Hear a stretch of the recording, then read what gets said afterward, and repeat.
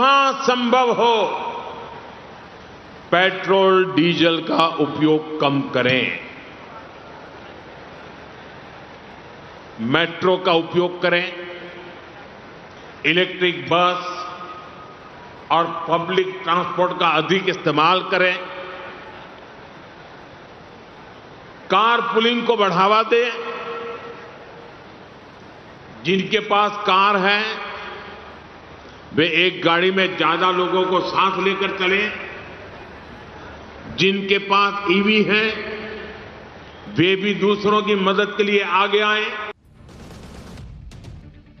ऐसा पहली बार नहीं है जब देश महंगे कच्चे तेल के संकट का सामना कर रहा है। इससे पहले 1990 से 91 के खाड़ी युद्ध के दौरान कच्चे तेल की कीमत में भारी उछाल आया था।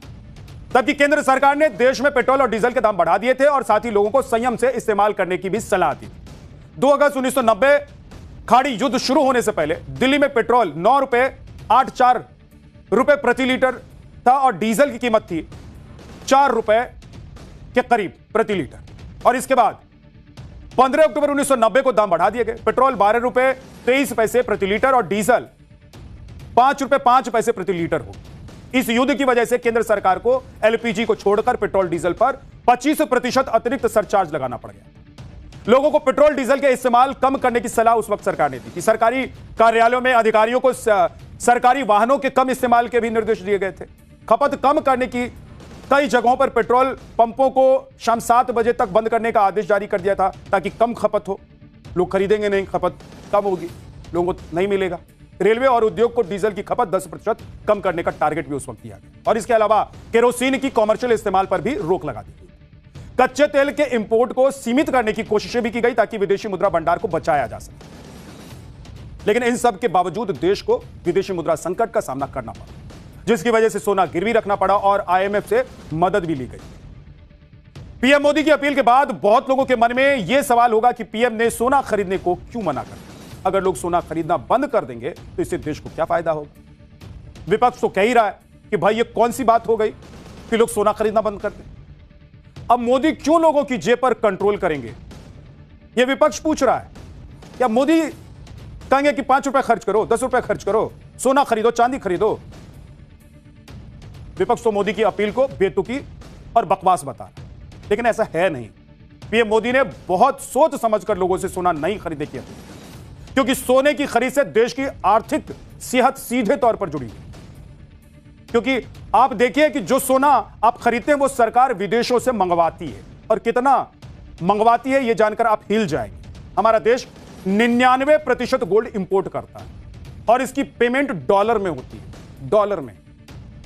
अब विदेश से सामान लाते हैं तो कोई इंडियन करेंसी में तो उसको पेमेंट करेंगे नहीं, उसके लिए डॉलर ही देना पड़ता है। और सोना आप जितना मंगवा रहे हैं बाहर से, भाई हम लोग जितना खरीदेंगे सरकार उतना मंगवाएगी, और जितना सरकार मंगवाएगी उसका पेमेंट उतना डॉलर में होगा। तो क्या होगा। आजकल सोना इतना महंगा हो गया है कि इसे खरीदने में भारी भरकम विदेशी मुद्रा भंडार खर्च हो जाता है। आप देखिए कि 2022-23 में भारत ने 689 टन सोना इंपोर्ट किया था और इसकी कीमत थी 2.9 लाख करोड़ रुपए। उस वक्त इंटरनेशनल मार्केट में सोने की कीमत थी 4200 करोड़ रुपए प्रति टन। और इसके बाद 2023-24 में अगर देखें तो भारत ने 795 टन सोना खरीदा। कुल कीमत थी 3.7 लाख करोड़ रुपए और उस वक्त इंटरनेशनल मार्केट में सोने की कीमत थी 4700 करोड़ रुपए प्रति टन। 2024-25 का भी आंकड़ा एक बार देख लीजिए। भारत ने कुल 669 टन सोना इंपोर्ट किया और 4.4 लाख करोड़ रुपए डॉलर में चुकाए। इसके बाद इस साल सोने की इंटरनेशनल मार्केट में कीमत थी 6500 करोड़ रुपए प्रति टन।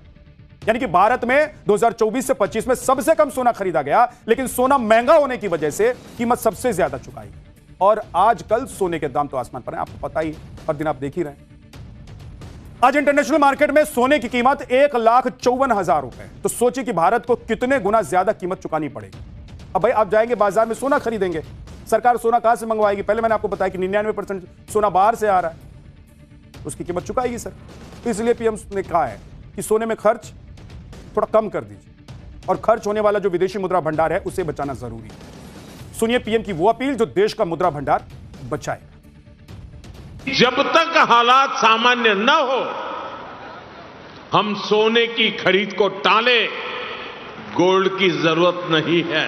ये विदेश में वेडिंग इनका फैशन खूब बढ़ रहा है, और लेकिन इस पर भी बहुत विदेशी मुद्रा खर्च होती है, और जरूरी है कि भारत में ही अपनी वैकेशन मनाएं।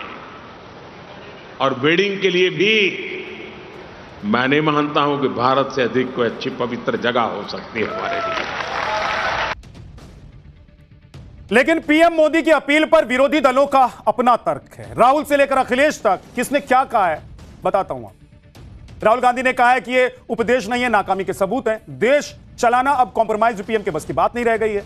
अखिलेश यादव ने तो कह दिया कि चुनाव खत्म होते ही संकट याद आ गया है। वैसे सारी पाबंदियां चुनाव के बाद ही क्यों याद आई हैं? मल्लिकार्जुन खड़गे ने कहा है कि जब गरीबी में आटा गीला हो तब मोदी जी देश को बचत करने का पाठ पढ़ा रहे हैं। शिवसेना यूबीटी के नेता हैं प्रियंका चतुर्वेदी, उन्होंने कहा है कि मिडिल ईस्ट में चल रहे संघर्ष से निपटने में सरकार की नीति नाकाम होगी। अगर नागरिकों से तेल बचाने और यात्रा खरीदारी में कटौती करने की अपेक्षा की नहीं की जा सकती है। इसके अलावा आम आदमी पार्टी और आरजेडी ने भी सरकार को गिरने की कोशिश की। सुनिए। कल भारत के प्रधानमंत्री नरेंद्र मोदी जी ने यह कहा कि 2 महीने से भारत की सरकार यानी कि मोदी जी आपका बोझ उठा रहे थे। अब चुनाव खत्म हो गया तो अब बोझ नहीं उठाएंगे मोदी जी। 5 राज्यों का चुनाव जब तक हो रहा था तब तक आपका बोझ उठा लिया उन्होंने। 2.5 महीने पश्चात जब आप चुनाव से निवृत्त हो गए, हजारों करोड़ फूंक दिए गए चुनाव में, किसने फूके क्या फूके इस पर बात अलग से करूंगा, और कैसे फूके गए तो ये पर उपदेश कुशल बहुतेरे देश करेगा। कोविड में भी किया देश ने, लेकिन आपकी जो जिम्मेवारी थी आप उससे पुनः चुके कोविड की तरह।